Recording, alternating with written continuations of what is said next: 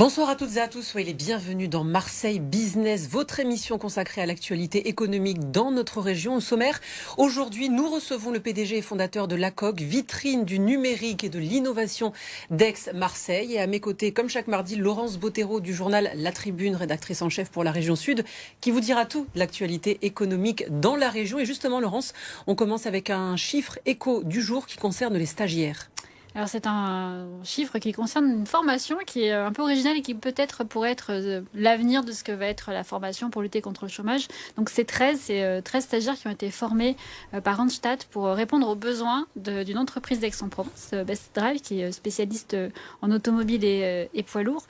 Et donc finalement c'est un besoin qui n'était pas comblé. Et donc Pôle emploi a permis de tracer les profils, de les former. Il y a eu une formation de 11 semaines. Et surtout aujourd'hui, c'est des CDD, des CDI qui s'ouvrent pour ces nouveaux monteurs en pneumatique. Merci beaucoup Laurence et on passe à l'invité de Bonsoir de Marseille. Et nous recevons aujourd'hui Vincent Richet. Bonjour. Bonjour. Vous êtes le PDG et le fondateur de l'ACOC. L'ACOC qui est un showroom pour les startups, un espace événementiel situé juste à côté de chez nous, quartier des Docks, quartier La Joliette. Comment vous fonctionnez ? Alors, nous, on est déjà une structure qui travaille avec un établissement qui est Euroméditerranée et deux associations qui sont Made in Soft et la French Tech. Voilà, donc on est une structure qui est là pour accompagner le territoire et mettre en connexion, on va dire, l'économie classique réelle avec l'économie entre guillemets réelle et d'innovation qui sont les startups et même les entreprises d'innovation. Il ne faut pas les oublier parce qu'on a des entreprises qui sont là depuis 20 ou 30 ans et qui innovent toujours. Qui ont besoin, Laurence? L'innovation, enfin les startups n'ont pas le monopole de l'innovation, effectivement. Vous vous présentez comme une plateforme logistique. Comment est-ce que ça fonctionne depuis 2017? On est en 2022, il y a une crise entre-temps, l'événementiel a évolué. Comment est-ce que vous aussi vous vous êtes adapté et ce que ça induit finalement comme fonctionnement aujourd'hui? Oui, c'est vrai qu'il y a un peu plus de 4 ans et demi, on a créé l'ACOC avec Euroméditerranée et la French Tech et Made in Soft. On était qu'un lieu, 426 mètres carrés, donc au dock, et on s'est transformé comme une plateforme, on va dire, comme tu dis, logistique, pour aider les entreprises à se rencontrer et à échanger et à accompagner. Donc aujourd'hui, c'est un groupe, donc on s'appelle One Experience, on a 3 lieux, un sur Istres qui s'appelle le Château des Baumes et un qu'on vient de récupérer à Aix, le Carrefour de l'Innovation qui s'était arrêté 2019. Et donc depuis fin 2019, début 2020, on s'est transformé, comme tu dis. On s'est digitalisé, plateau TV, webinaire et autres. On a mis en place une plateforme aussi pour faire des événements virtuels et hybrides. Et c'est vrai que depuis les reprises qu'on a pu faire, on est dans un monde hybride plus qu'un monde présentiel. Et l'objectif, c'est d'être présent sur ces deux mondes.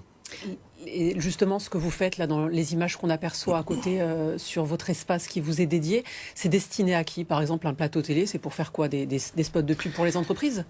Non, alors on n'est pas là pour concurrencer les boîtes de prod et en particulier par moment, même quand on a des gros plateaux, on fait appel à tous les prestataires du territoire parce qu'on a beaucoup d'équipements, mais à bout d'un moment, les fonds verts et autres, on s'appuie. Non, mais c'est sur des séminaires, en fait, on se retrouve avec des séminaires par moment qu'on pouvait pas faire, ou même certains se sont rendus compte qu'on peut les faire autrement.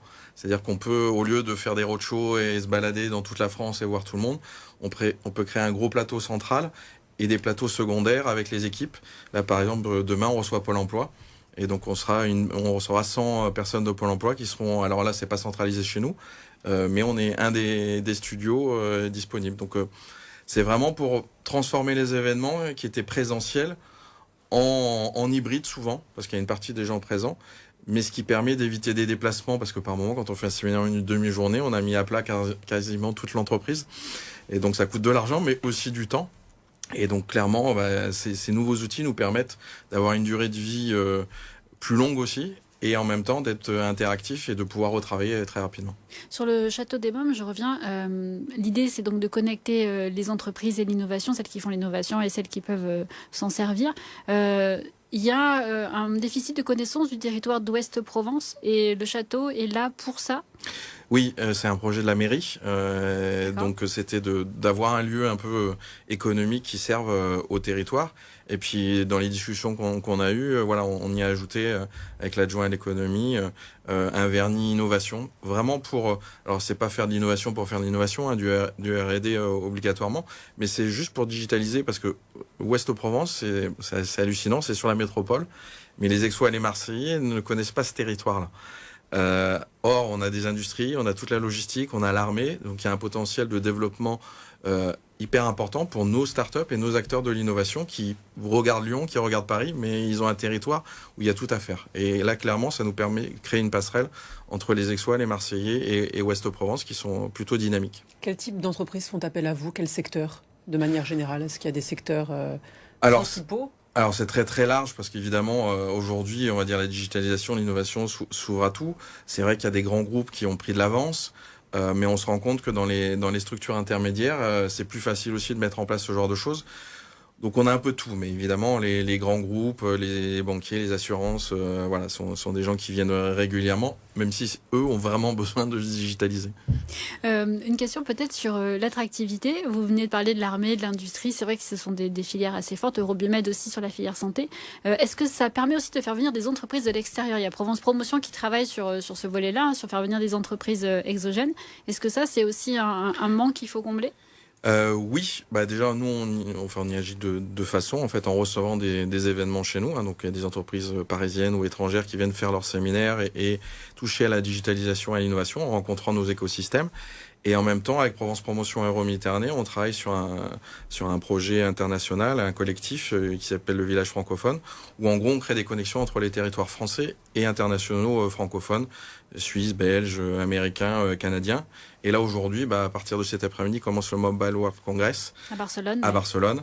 Et les équipes seront présentes avec Provence Promotion pour créer un studio en connexion avec Barcelone et pour aider et aller chercher aussi des startups quel que soit leur pays ou région, qu'on puisse faire venir. Au dernier CES, ça a permis à Provence Promotion de détecter 21 entreprises qui vont venir découvrir notre territoire. Donc c'est des choses qui sont assez intéressantes aussi. Dernière question. Le regard sur le territoire a-t-il changé en termes de compétences numériques notamment?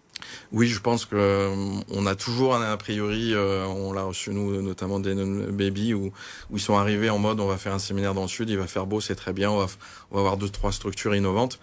Et en fait, ils en sont repartis comme souvent en se disant mais en fait, il y a beaucoup de choses sur notre territoire. Et c'est ça où je pense que ça s'est amélioré ces dernières années, mais il faut encore qu'on s'améliore pour travailler de manière collective, à pousser ensemble parce qu'on a un vrai écosystème hyper dynamique et hyper innovant. Merci beaucoup Vincent Richer d'avoir été l'invité de Marseille Business. On passe tout de suite à l'entreprise de la semaine avec Laurence.